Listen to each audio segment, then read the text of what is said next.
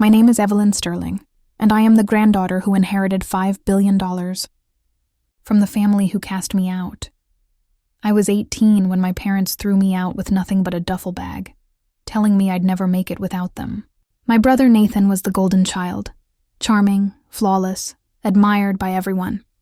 Me, I was the disappointment, invisible at every family dinner, every celebration, every photograph.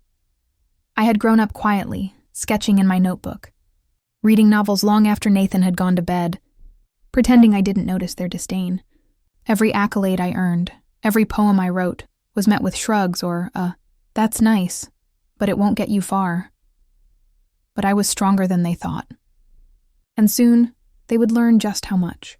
If you've ever been underestimated or betrayed, hit like and subscribe. This story isn't just about wealth or revenge. It's about reclaiming your life and your worth. The night I turned 18 was a turning point I had been dreading my entire life. For as long as I could remember, my parents, Victor and Elaine Sterling, had made it clear, sometimes subtly, sometimes with venom, that I was nothing more than a burden, a mistake they were forced to tolerate. I had grown accustomed to the undercurrent of disdain. The cutting remarks slipped casually into everyday conversations. But nothing, absolutely nothing, could have prepared me for the words they chose to speak on the eve of my legal adulthood. Dinner was a strained affair, the kind where even the clink of a fork against a plate seemed to carry a message. Victor leaned back in his chair, his expression smug, eyes sharp with an edge I had come to recognize as disapproval. "If you're still here tomorrow," he said, his voice even but chilling, "you're a burden." The words landed like a hammer on my chest. He pushed his glass aside, the clinking sound echoing in my ears as if punctuating my supposed insignificance. Elaine, ever the picture of cold elegance, draped in pearls and that immaculate composure that seemed carved from marble, met my gaze with a calculated detachment. "You'll thank us someday, dear," she said, her tone sickly sweet, "for teaching you how the world works." Her words weren't comfort. They were chains disguised as advice. I stared at her, my stomach churning, wondering how love could feel so corrosive, so poisonous, yet masquerade as concern. Sleep that night was impossible. My mind raced through every insult, every moment of quiet humiliation, every sneer that had followed me through the years. I barely noticed the clock tick past midnight before I finally gave in to a restless, fitful doze. But morning brought no reprieve. When I awoke, a duffel bag sat by the front door, packed with a few clothes, some toiletries, and a stark note of finality. My parents' voices carried through the house, chilling in their casual cruelty. "You're on your own now," Victor said, like it was the simplest truth in the world. Elaine added, "We've done what we could. Good luck, dear. No money, no backup plan, no reassurance, just a door left open for me to leave." My hands trembled as I picked up the bag, clutching it like a shield against the sudden, sharp weight of abandonment. The morning air bit at my skin as I stepped outside, each step a reminder that I was alone in the world, expected to fend for myself after years of being treated as a disposable entity. That first day blurred into a haze of anxiety, hunger, and uncertainty. By nightfall, I found refuge in a friend's garage, curling up on an old mattress, feeling the rough wood under my back. Sleep didn't bring relief, it brought determination. A fire ignited within me, one that whispered I would not allow their cruelty to define the course of my life. In the chaos of those early months, one person became my anchor. My grandfather, Henry Sterling. Henry had always been a quiet figure in my life, a source of warmth and stability amid the storm of neglect and ridicule. His home was modest, filled with the aroma of old books, worn leather, and the faint sweetness of fresh-baked bread. He welcomed me in without question, never once making me feel like an intruder in my own family's home.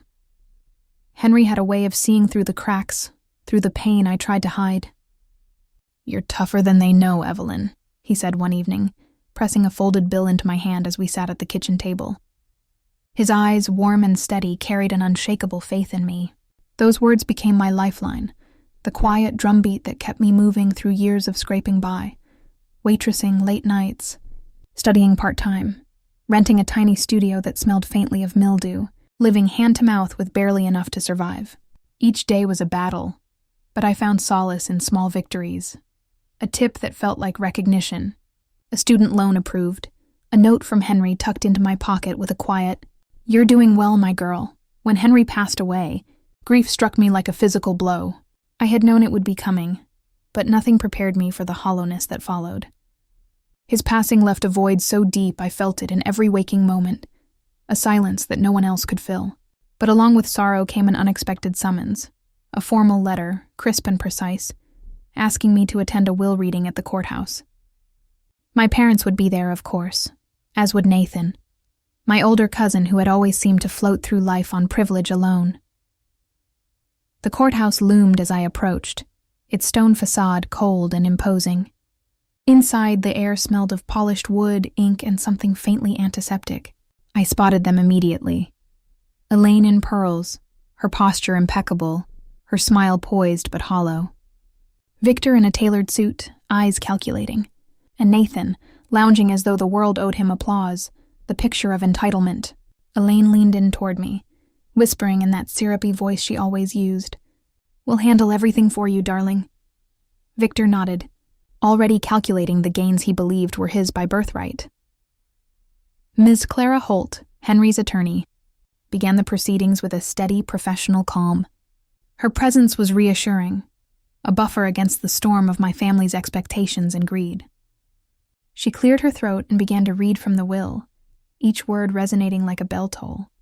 I, Henry Sterling, leave my entire estate valued at $5 billion to my granddaughter, Evelyn Sterling, in her sole control, with no trustees or oversight. The courtroom fell silent. My parents' confident smiles faltered, disintegrating under the weight of reality. Nathan's jaw tightened, the smugness slipping from his expression as disbelief flickered across his face. Elaine's laughter emerged, brittle and strained, a thin veneer over shock. They scrambled instinctively, insisting I was too naive, too inexperienced to manage such immense wealth. Victor offered to guide me, the tone patronizing. Nathan smirked. "You'll crash and burn, Evie. Let us take the wheel." I remained silent, every muscle in my body coiled with tension. My pulse hammered in my ears, my hands clenched into fists at my sides. I felt Henry's presence with me, even in absence, a protective force embedded in the meticulous foresight of his estate planning. He had anticipated their greed, their manipulations. Every contingency was laid out to prevent interference. Ms. Holt was prepared, documents arranged, banks alerted, all evidence meticulously aligned to secure what was rightfully mine. Victor tried first to access the estate. Accounts. Blocked. Nathan attempted to undermine. Me with verbal jabs and legal threats. Blocked. They filed petitions, claiming instability, asserting that I was unfit to handle such responsibility. Each attempt was meticulously dismantled by Clara, her voice calm but firm, her references precise. Emails, texts, financial statements, and most importantly, Henry's words. Evelyn has faced their cruelty and risen stronger. My legacy is hers alone. Hours dragged as the legal battle unfolded, but clarity emerged with each passing minute. The judge, a stern figure with an unwavering gaze, weighed the arguments, sifted through the evidence, and finally delivered the verdict. The estate remained mine, uncontested, protected, undeniable. Outside the courthouse, the world seemed momentarily frozen. Elaine's tears were feigned, Victor's fists clenched with impotent rage, Nathan's usual arrogance replaced by stunned silence. Elaine leaned toward me one last time, her voice soft, trying for sentiment. "We only wanted to protect you." "No," I said firmly, meeting her gaze, the words leaving no room for negotiation. "You wanted to control me. Henry saw through you."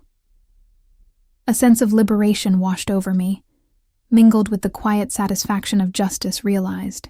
I had been cast aside, underestimated, told I was too fragile to endure life's harsh truths. Yet here I stood, not just surviving but thriving, equipped with resources and a freedom they could not touch. It wasn't about the money. It was about validation, vindication, and the affirmation that cruelty does not dictate destiny. In the weeks that followed, life transformed into something I could barely have imagined. I moved into a proper residence, hired advisors who respected my autonomy, and invested in ventures that reflected my values. Friends who had once been distant became part of my inner circle. Each step forward was deliberate, a declaration that my past would not define my future. When Victor and Elaine reached out again, cautiously and thinly veiled in politeness, I maintained distance. Their words, once capable of wounding, now fell flat. I had learned the power of boundaries, of standing firm, of trusting the wisdom of those who genuinely cared. Nathan attempted to maintain contact, subtly suggesting partnerships and family reunions, but I had grown too independent, too wary of manipulation to indulge him. Henry's legacy, both financial and emotional, was a shield that carried me forward. It was a reminder that even in a world of cruelty, foresight, love, and integrity could create unassailable strength. The fire that had been kindled on that first night of abandonment had grown into a steady flame, illuminating a path where I was no longer defined by fear or neglect, but by my choices, resilience, and vision. I realized then that the greatest inheritance Henry Sterling had given me wasn't just wealth. It was the knowledge that I could endure, that I could rise above bitterness, and that I could build a life defined not by the judgment of others, but by the courage to claim my own narrative. And so, as I walked through the corridors of my new life, every step resonated with the quiet triumph of a girl who had once been discarded and had emerged not just whole, but empowered beyond measure. The first days after the court ruling were strange, almost surreal. Relief settled over me like a warm, fragile blanket, yet beneath it ran a persistent undercurrent of unease. The courthouse had been a theater of disbelief, of shock and thinly veiled rage. And now, with the verdict behind me, the reality of what had changed began to sink in. My parents' fury was palpable, even from a distance. Victor's jaw tightened so hard that I could imagine the muscles clenching, his pride bruised beyond repair. Elaine's carefully arranged pearls seemed to quiver as she forced a brittle smile. And Nathan, ever the picture of ease and entitlement, leaned back in his chair, attempting to play indifference, yet his eyes betrayed the slightest flicker of panic. Their disbelief, their astonishment had been sweet at first, a quiet, almost intoxicating satisfaction.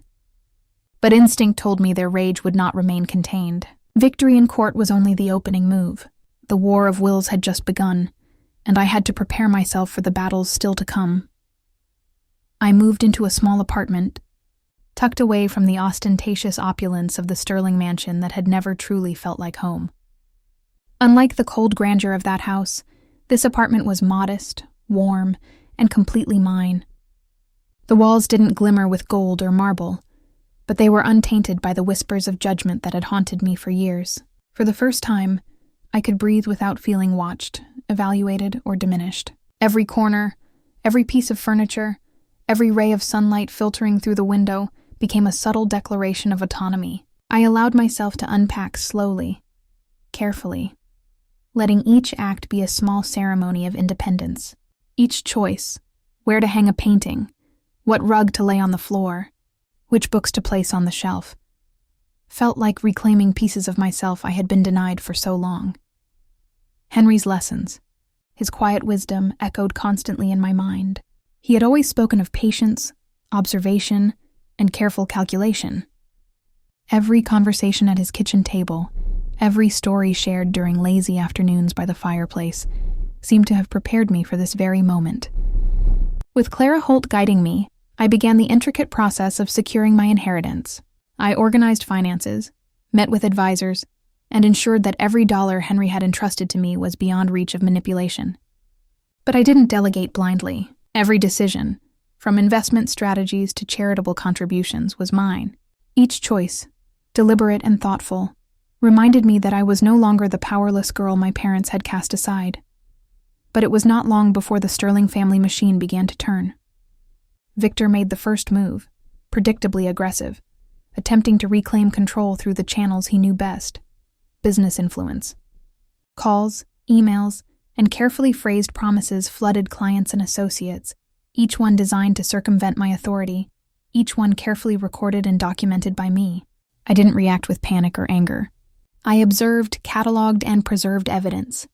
Each failed attempt revealed more about his character, his insatiable need for control, his inability to tolerate autonomy in others, and his desperate compulsion to assert power wherever he could. Elaine, of course, chose a subtler, more insidious route. Invitations began arriving at my apartment, each one wrapped in a facade of civility and concern. Luncheons with old family friends, charity galas, social events, each meticulously orchestrated to guilt me into submission. Her attempts were clever, relying on the illusion of maternal care and social grace. But beneath it, the intent was unmistakable: to manipulate, to make me feel obligated, to remind me that I was supposedly under their wing. Nathan, ever reliant on charm and superficial charisma, attempted to insert himself into my social sphere. He appeared at events I attended, laughing too loudly, leaning in just a fraction too close, as if proximity could somehow reclaim influence over me. His reliance on inherited privilege and personal likability was transparent. I had watched him all my life, observing his shallow strategies and hollow confidence. He had always assumed people would bend to him, that smiles and compliments could disarm even the sharpest opposition. But I was no longer that child who could be deceived or coerced by empty charm. I watched them, closely, meticulously, noting every word, every gesture, every desperation-laden attempt to sway me. Their weaknesses were glaringly apparent. Victor craved control. It was the lens through which he saw every interaction. Elaine craved validation, the recognition that she was clever, superior, and deserving of admiration.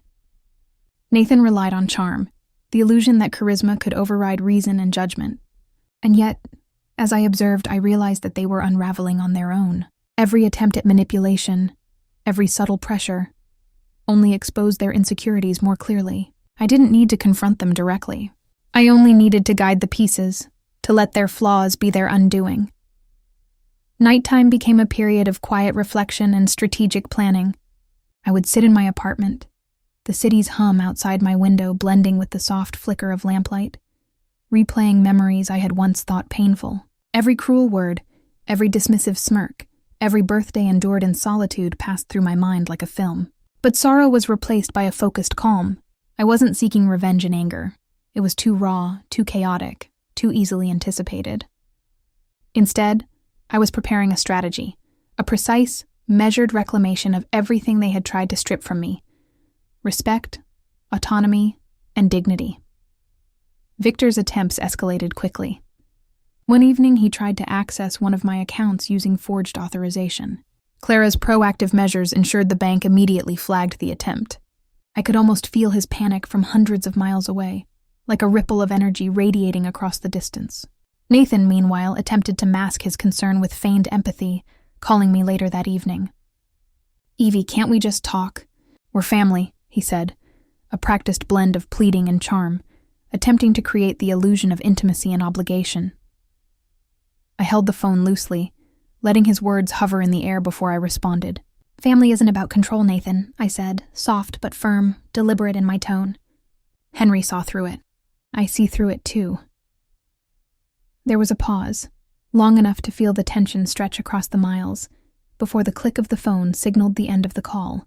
That sound, the mechanical ending of a conversation designed to manipulate, felt profoundly like the sound of chains breaking.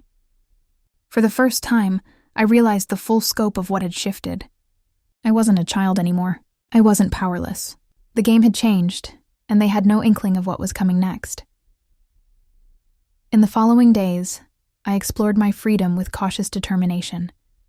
I began traveling independently for the first time, navigating unfamiliar cities, meetings, and events without the shadow of Victor's judgment or Elaine's subtle coercion.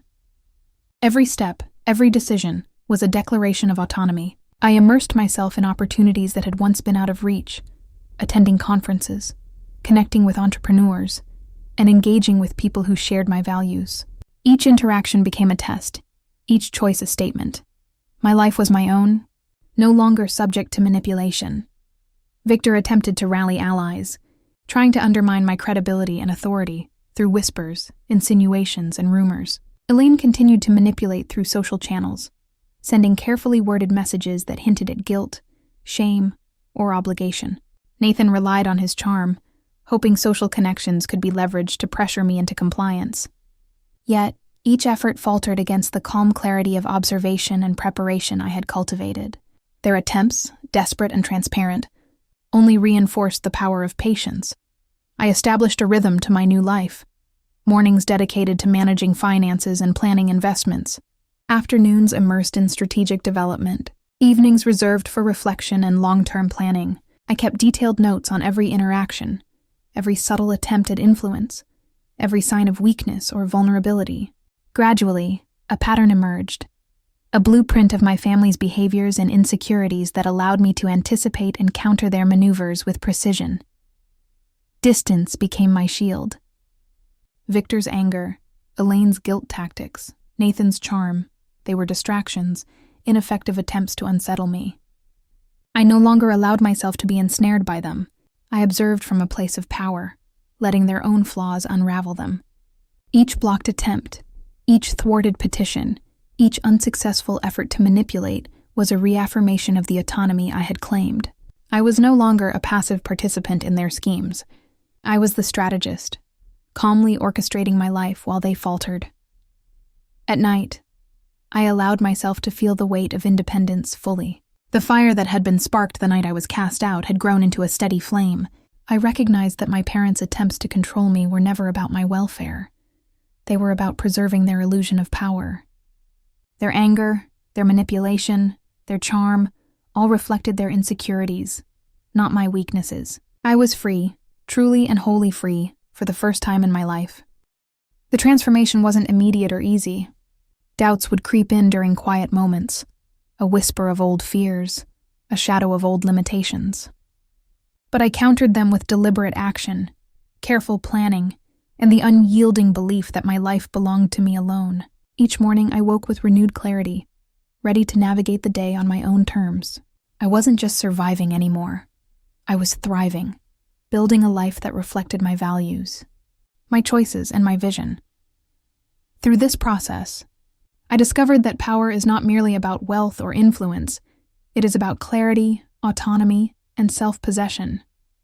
Victor, Elaine, and Nathan remained entangled in their own insecurities, striving to assert control where none existed.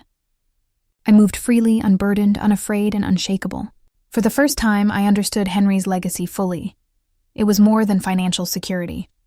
It was the unshakable confidence to navigate the world, the knowledge that my worth could not be diminished, the strength to endure, adapt, and thrive in the face of adversity. Freedom, I realized, was not simply the absence of oppression.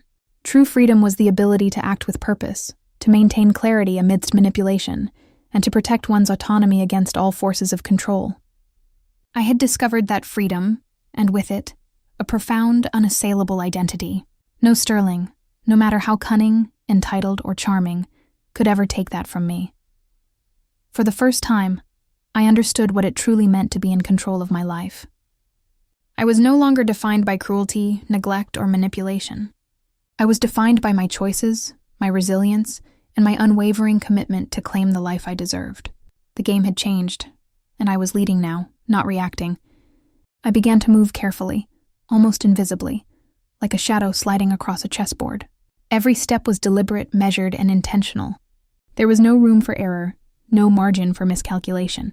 The past had taught me too well the consequences of being reactive, of allowing emotions to dictate action.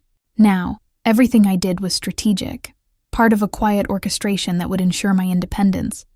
My power and my dignity remained intact. I studied them, my parents, Victor and Elaine, and my brother Nathan, like I had never dared before. It wasn't just casual observation. It was meticulous, almost surgical. I noted the rhythm of their days, their habits, the micro-expressions that revealed their desires, their fears, their weaknesses. Victor's obsession with control was a constant, a lens through which he measured everything around him. Every word, every gesture, every move he made was filtered through his compulsive need to dominate. Elaine's need for admiration was almost childlike, a craving that could be exploited subtly without overt confrontation. Nathan, the golden boy of our family, relied on charm like a weapon, but his overconfidence blinded him to his vulnerability, making him predictable in ways even he could not anticipate. I started small, quietly, deliberately. Social circles became my first arena, the subtle battlefield where influence and perception held more weight than force. Elaine's friends had always adored her, impressed by her elegance, her connections, her calculated charm. But when small, discreet truths began to surface, emails hinting at her manipulations, court documents showing Victor's attempts to control me, evidence of Nathan's overstepping, the cracks in their carefully curated image began to appear. I never sensationalized. I never dramatized. I simply allowed facts to filter through, leaving nothing but truth in their wake. Whispers began, delicate at first, almost imperceptible. Invitations Elaine expected never arrived. Gossip, subtle and indirect, circulated quietly. People began to pause before mentioning her name in conversation, or glance at her with a newly cautious distance. Her social standing, once rock solid, began to wobble, almost imperceptibly at first, then more noticeably as the weeks passed. Her influence, painstakingly cultivated over decades, began to erode without me ever needing to utter a word. Victor, predictably, was relentless. He immediately tried to rally his investors, attempting to paint me as inexperienced, naive, and unfit to manage the Sterling estate. He sent emails, held private meetings, and whispered carefully constructed narratives meant to undermine my authority. But I anticipated him. I had studied the network, the key players, the patterns of loyalty and influence. I scheduled private meetings with stakeholders before Victor's manipulations could reach them. In these meetings, I presented Henry's explicit instructions, the legal protections embedded within the estate, and my own clear vision for its future. By the time Victor's emails reached inboxes, the damage had already been done. His credibility, painstakingly built over decades, began to crumble. Clients, once steadfastly loyal to him, began quietly slipping away. They didn't confront him directly. They didn't need to. The whispers, the small actions, the subtle doubts were enough to erode trust and loyalty. The empire he had spent years cultivating began to crack before my eyes, and the thrill of precision settled deep within me. Nathan was the hardest to watch, though in ways subtly different. His charm, which had once been a weapon, now only highlighted his desperation. He attempted to insert himself into every sphere of influence I occupied. He attended events I supported or hosted, laughing too loudly, leaning too close, forcing his way into spaces where his presence was no longer relevant. But I had built a network of people who respected not his name or legacy, but my actions, my integrity, and the meticulous care I had invested in every connection. Invitations he assumed were automatic were denied, subtly, without confrontation. Former friends glanced away, whispered, or avoided him completely. He was powerless in the very arenas he had always assumed would bend to his will, and yet, the cruelest part, perhaps, was that he didn't even fully realize it. His confidence remained intact on the surface, but cracks had formed in the foundation of his influence, cracks that would grow until he could no longer ignore them. I felt a thrill in the precision of it all. This wasn't chaos. This wasn't vindictive, reactive fury. It was inevitability. Every move I made, every action I took was a careful nudge that allowed the natural consequences of their arrogance, greed, and cruelty to unfold on their own. It was a dance, a chess game played with subtlety and patience, and for the first time, I realized how intoxicating power could be when wielded with foresight rather than brute force. Nights became my sanctuary, a time for reflection and quiet planning. I would sit at my kitchen table, the lights low, the city outside humming softly through the window, and sip tea while replaying memories of my childhood. The dinners where their laughter had been sharp, dismissive, cutting. The birthdays spent alone in that cold garage, clutching a thin mattress as though it were armor. The cruel words, the smirks, the endless reminders that I was less than, that I was a burden. But there was no anger now. No impulsive desire for revenge. Anger is chaotic, messy, and ultimately wasted energy. I had moved past that. Now there was clarity. I had been underestimated my entire life, overlooked, ignored, dismissed. But every underestimation, every act of cruelty, every discarded moment had worked in my favor. Each one had prepared me to navigate this complex web of manipulation, to see the cracks before they could be exploited, and to act decisively where subtlety alone could not suffice. The thrill of watching consequences unfold was tempered by strategy. I was not cruel. I was precise. Every act of observation, every meeting, every subtle revelation was a calculated move toward a larger goal. Dismantling the illusions of control my family had so long clung to, without ever needing to raise my voice, without ever needing to confront them head-on. One evening, as I was reviewing documents and notes, Clara called. Her voice was calm, precise, but carried an undertone of anticipation.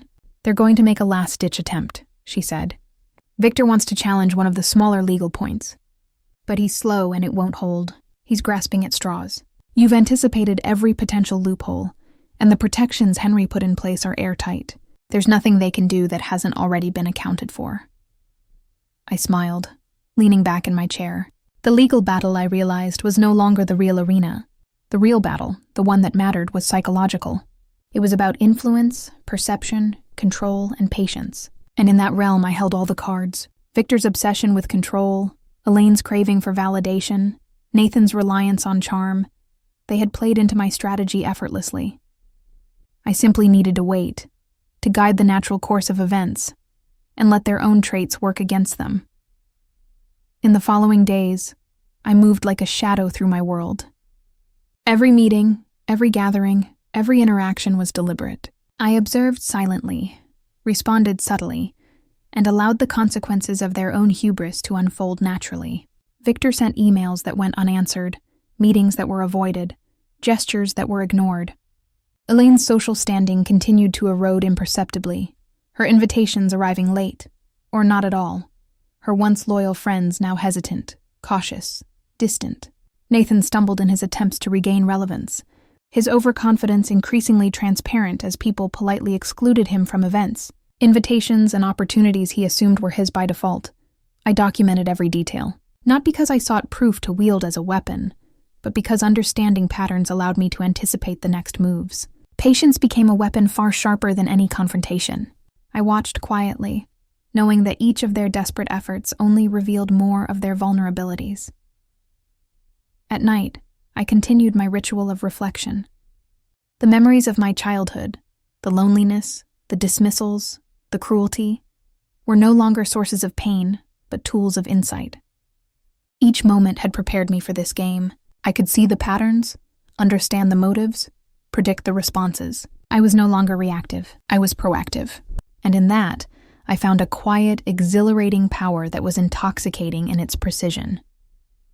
The game had shifted completely.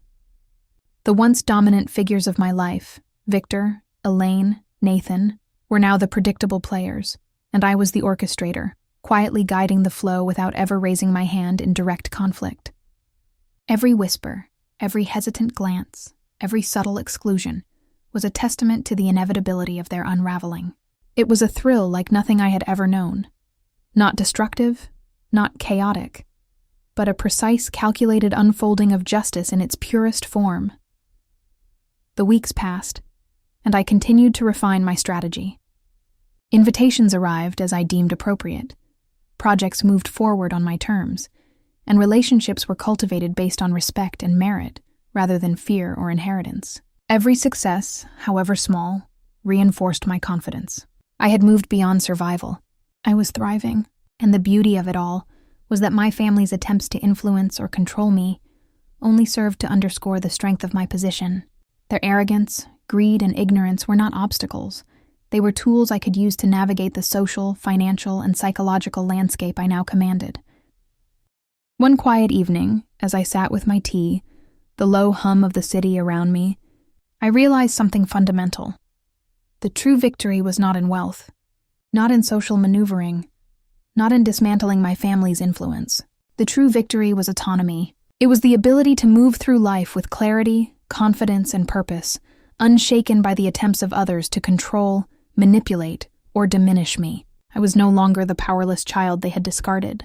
I was the architect of my own destiny, and nothing they could do would change that. Clara's call earlier had reminded me of the finality of the legal battles, but it was unnecessary. The psychological game had already been won. Victor, Elaine, and Nathan were unraveling not because of confrontation, but because their own flaws had been laid bare, their weaknesses exploited by observation, patience, and strategic foresight. The game had changed, and for the first time in my life, I was in control. I sipped my tea, letting the warmth seep through me, and smiled at the knowledge that every underestimated, discarded, and overlooked moment of my life had been part of the preparation. Every humiliation, every lonely night, every cruel word had taught me patience, strategy, and resilience. Now they all worked in my favor, converging into a quiet, inevitable triumph that required no spectacle, no theatrics, only clarity, precision, and foresight. The thrill of it was quiet, but profound. This wasn't revenge. It wasn't chaos. It was justice, precise and elegant, flowing naturally from the very traits that had once been used to diminish me. Victor's obsession with control, Elaine's hunger for validation, Nathan's misplaced confidence, they were all exposed by their own actions, their own choices, their own flaws. I was merely present, observing, guiding, and allowing inevitability to unfold. And in that, I found not just satisfaction, but freedom, the profound, unshakable freedom of a life fully my own, crafted not by circumstance, not by inheritance, but by clarity, patience, and deliberate action. I was no longer a child. I was no longer powerless, and the world finally was entirely mine to navigate. The first major strike of quiet revenge came not with noise or spectacle, but with subtlety, precision, and patience, a strategy that had become second nature over the past months. Elaine had been planning a gala for weeks, meticulously designing an event meant to impress, to assert herself as the sterling matriarch still in command, still admired, still the center of attention in the social world she had curated so carefully. Every detail, the invitations, the guest list, the decorations, had been tailored to project elegance, influence, and authority. She wanted to walk into that room and see heads turn, people nod in respect, whispers of admiration following her like a shadow. But I had prepared the stage differently, quietly and invisibly. I did not attend. My weapon was truth, delivered indirectly, almost imperceptibly. Small press releases and carefully placed whispers in social circles highlighted subtle failures. Elaine's attempts to manipulate, Victor's professional miscalculations, Nathan's reliance on charm over substance. Nothing scandalous, nothing sensational, simply facts, quietly circulated, allowed to be discovered, absorbed, and passed along. I watched from a distance, invisible yet fully present, noting every reaction, every shift, every flicker of doubt. Elaine entered the gala with her practiced poise, her smile radiant, her posture perfect. But the first cracks appeared almost immediately. A friend who had once fawned now hesitated before approaching. Another whispered to a companion, a glance toward Elaine marked with subtle skepticism. A small group stopped their conversation mid-laugh, eyes darting toward her, then away. Her carefully curated world of admiration began to unravel in real time, and she had no idea why. Her smile faltered. At first, she tried to ignore the subtle shifts, convinced that her reputation would carry her through. But the whispers grew, the glances multiplied, and slowly, imperceptibly, her control began to erode. I could almost feel the tension radiating from her, the invisible pressure of influence slipping away. She had spent decades perfecting the illusion of power, and in a matter of hours, the illusion fractured before her eyes. Victor, predictable as ever, chose a more direct approach. He attempted to counteract the damage, to regain control through his familiar networks. Calls to investors, carefully crafted emails, meetings with influential contacts, all designed to undermine me, to assert that I was inexperienced, incapable, unworthy of Henry's estate. I had anticipated every move, every word, every argument. Meetings had already been held with key players, their loyalty secured by transparency and the weight of Henry's explicit instructions. By the time Victor attempted to rally support, he was met with polite refusals, skeptical questions, and finally, silence. The empire he had spent decades building, the network he believed unshakable, began to fracture. Clients who once answered immediately to his calls now delayed, questioned, or quietly disappeared. Influence, once absolute, dwindled beneath his hands. Nathan was the most subtle puzzle of all, the one whose unearned confidence had always masked his insecurities. He attempted to charm his way back into relevance, showing up at events I supported or hosted, laughing too loudly, inserting himself into conversations, trying to appear essential, trying to create a sense of importance that no longer existed. But I had cultivated relationships based on substance, integrity, and mutual respect. The networks he assumed were automatic were no longer accessible. Invitations he expected were withheld, politely, subtly, without confrontation or drama. Former friends, once unquestioningly loyal to his presence, glanced away, whispered, or avoided him entirely. He was powerless, and he didn't even fully realize it yet. His confidence remained on the surface, but cracks had formed in its foundation, subtle at first, then widening with each failed attempt at influence. I felt a quiet thrill in the precision of it all. This was not chaos. This was not revenge fueled by anger or spectacle. It was inevitability. Every action I took, every move I orchestrated, simply allowed the natural consequences of their arrogance, greed, and hubris to unfold. It was a game of patience and observation, a dance that required no force, only understanding and a clear mind. At night, I would sit alone in my apartment, dimly lit, the city's hum outside my window blending with the soft flicker of my lamp, and replay memories of my childhood. Every meal I had eaten in silence, every birthday overlooked, every cruel remark spoken with smirks or disguised in false politeness. These memories no longer produced sorrow or anger. They had transformed into clarity. Each moment had been a lesson, a preparation for this very stage. I had been underestimated my entire life, overlooked, ignored, dismissed. But now, every underestimated moment worked in my favor. Every slight, every humiliation, every act of cruelty had sharpened my patience, honed my strategic vision, and steeled my resolve. I realized something else, too. The beauty of quiet strategy is that it doesn't require confrontation. My family's flaws, their predictable weaknesses, their blind spots, all were tools that could be leveraged without drama. Victor's obsession with control, Elaine's craving for admiration, Nathan's reliance on charm, they were not obstacles. They were the very mechanisms that ensured the inevitability of their own unraveling. I didn't need to strike directly. I only needed to allow truth, subtly revealed, to do the work. Months passed, and the gradual erosion of their influence continued. Elaine's social presence became increasingly tentative. Invitations she had once assumed would arrive automatically no longer did. Friends who had deferred to her authority quietly distanced themselves.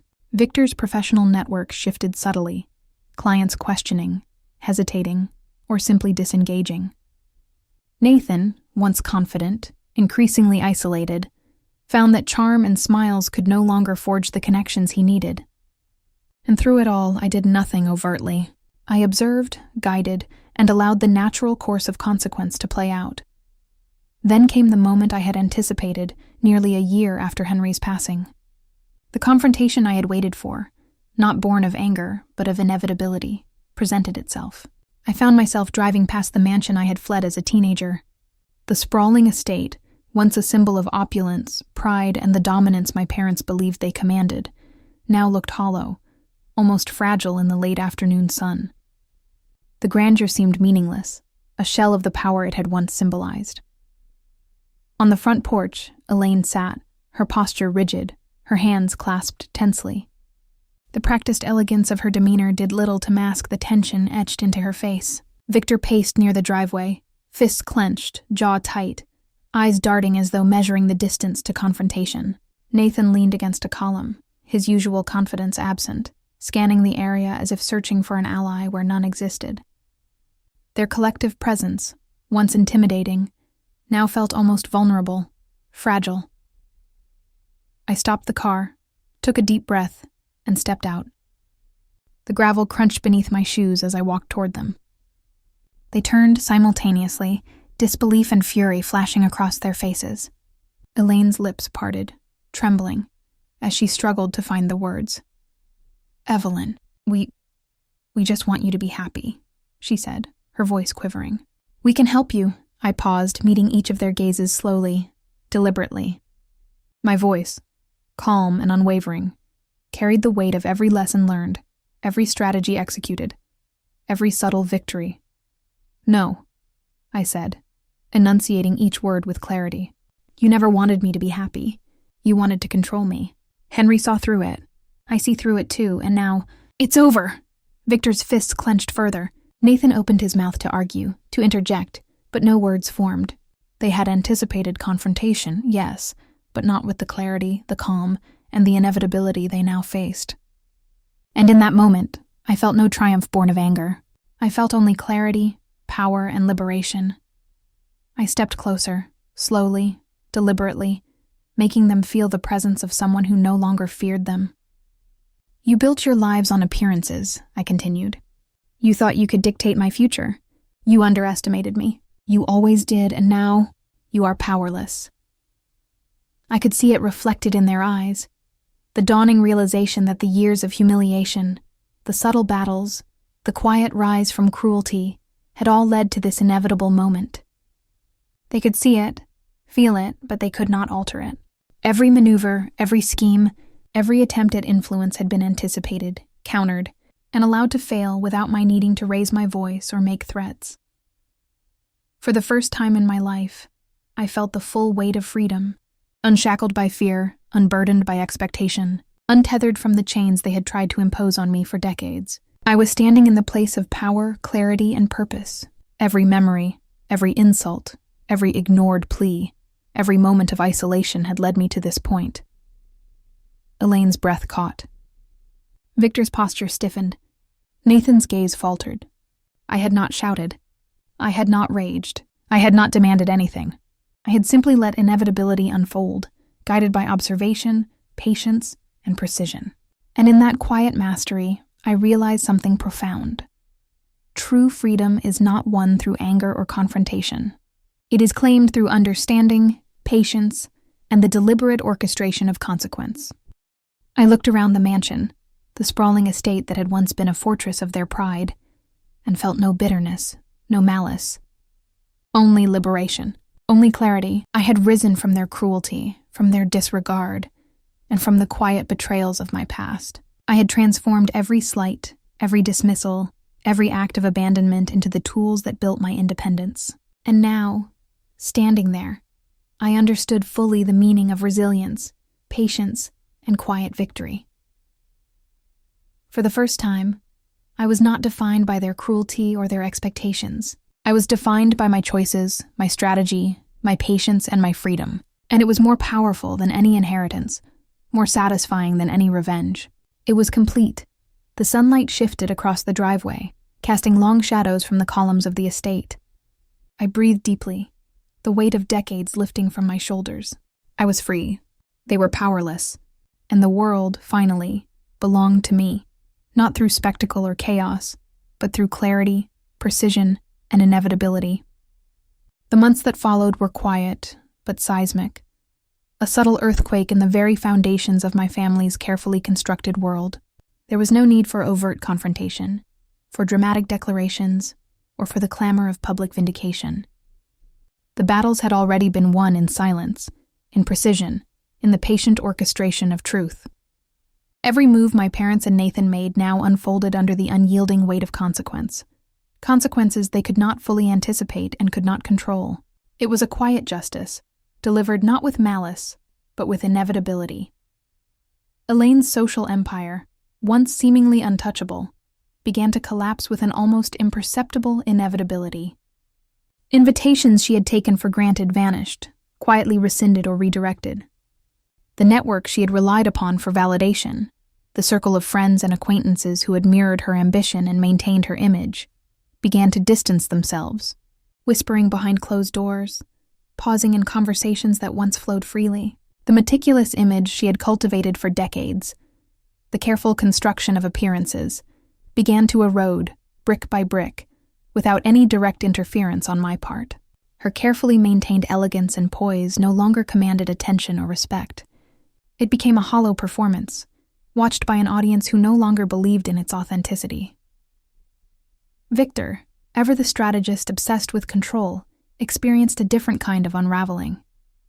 His business connections, once solid and reliable, became tenuous under the subtle influence of his own missteps, which I had anticipated and allowed to manifest. Key clients who had once trusted in his authority began to drift away quietly, hesitant to commit, uncertain about the man they had once viewed as infallible.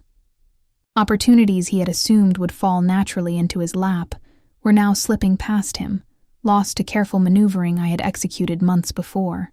By the time he realized the cracks, the foundation of influence he had built over decades had begun to fracture irreparably. Nathan, my brother, presented the slowest but perhaps most satisfying unraveling of all. His charm, a weapon that had served him effortlessly throughout his life, now became a liability. Every attempt to ingratiate himself, to regain relevance, or to assert his supposed importance fell flat. Invitations he assumed were automatic were denied or never extended. Friends who had once hung on his every word began to quietly avoid him, leave conversations when he approached, or exchange glances that conveyed their skepticism.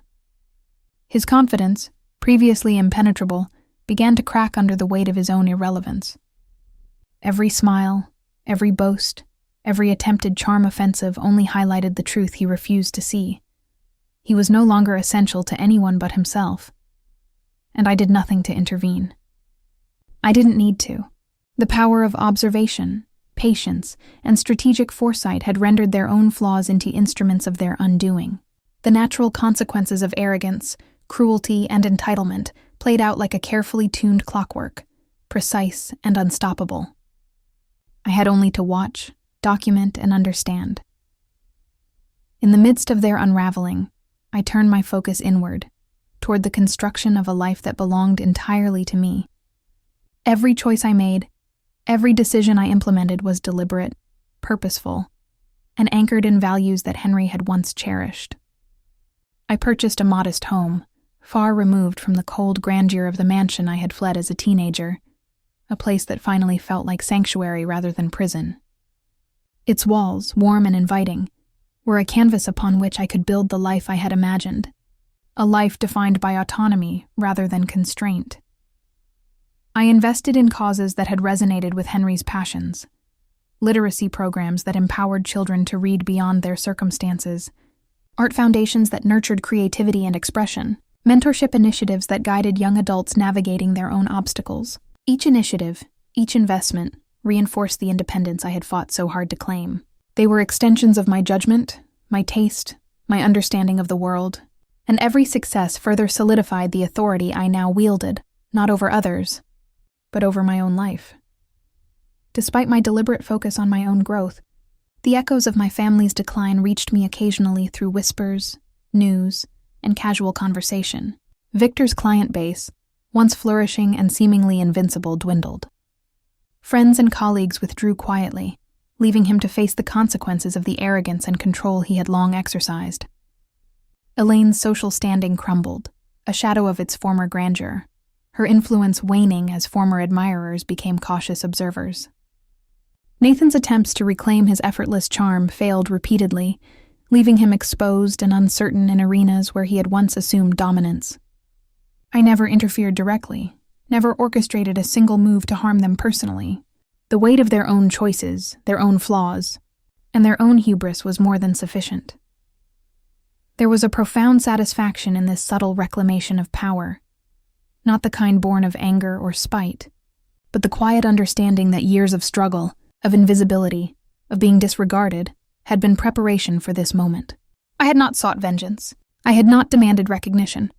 I had observed, waited, and acted with precision, allowing the natural course of consequence to unfold in alignment with the truth.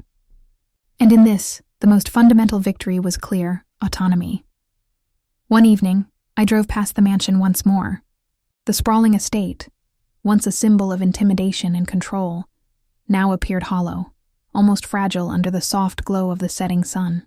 Its cold chandeliers, polished floors, and meticulously trimmed lawns seemed diminished in significance. The walls, once imposing and suffocating, no longer conveyed power. They were mere structures, devoid of the authority I had once feared and despised. I parked at a distance, observing silently as the fading light washed over the familiar facades.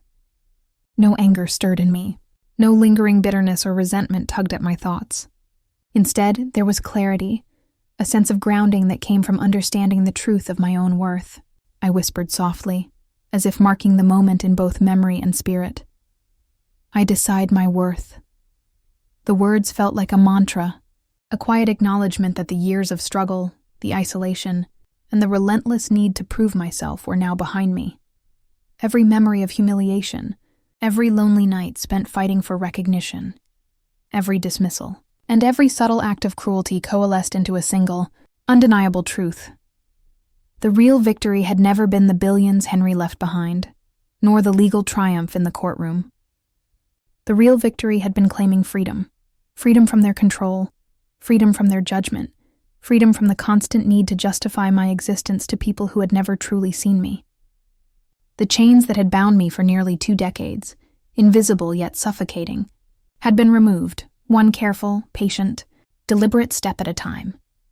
I reflected on the months since the court ruling, the careful orchestration of truth and the patient, almost invisible guidance of consequence. Elaine's social empire had not crumbled through spectacle, but through the quiet revelation of truth.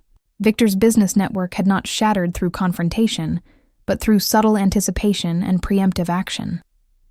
Nathan had not fallen through ridicule, but through the natural limits of charm when confronted with its own irrelevance.